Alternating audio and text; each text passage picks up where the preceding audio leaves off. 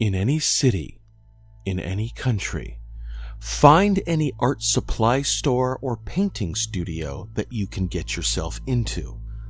Look around the room to see if you can find someone working on a piece of art. If they have started, then do not disturb them until they are nearly finished. Once they are almost done, ask them if you can see the painting of the holder of the palette.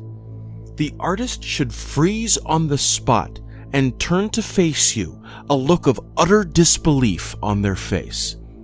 Should the look be anything besides that, either boredom or worse, hunger, then the object has been gained, and you only have a few short moments before you become the artist's new source of red paint. The artist will begin to paint bizarre markings on the painting, ending with flourish that will send paint into your exposed eyes.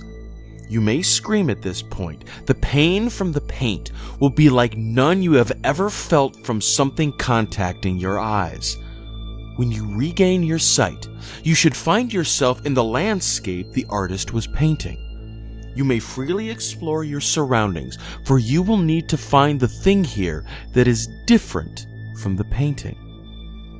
After a while, you may find that something, or rather, someone. The person should be an old man with a palette, a well-used smock covered in red paint, and a light-colored brush, busy with filling in that missing scenery.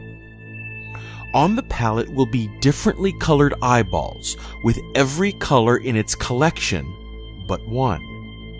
Walk up to the man and ask him, with what do they provide the red?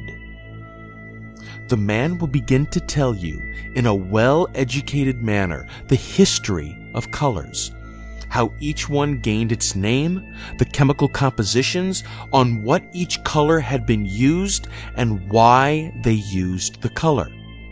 Not necessarily terrifying until he begins on the color red. He will begin with the telling of the discovery of red, with the blood that flowed in making the color, how diverse it is with different sources and how the colors differ. You may well go insane and plead the man to end your life, but this will only lead to an unexplainable amount of pain in being his siphon for the rapidly depleting supply of red. He shall now look up at you and look you deep in the eyes. It is unavoidable, and he shall find his missing color. Should you look into his eyes, you will find that the color of his is the exact same as yours. You must then rip the dull paintbrush from the man's hand and gouge it into his eye before he has the chance to get it to you. Rip out the paintbrush, and the man will scream in an ungodly way, shaking the very scenery.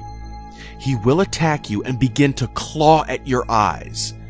Do not kill this man, for if you do so, it is to take his place as the painter of the universe. Remove his other eye with the paintbrush, then shove the now quivering man off of you. Tell him only one thing. For the master, I have no sympathy. For the rest, I feel. If he responds with, "Why not pity them both?" then you are doomed, and will become a new painting subject, being molded and shaped in ways at which even they would cringe. However, should he respond, "I am no longer the master," then respond with, "When were you ever?" You should find yourself in front of the painting that the artist was working on, the mark already made upon it, and the palette the man used lying on the ground.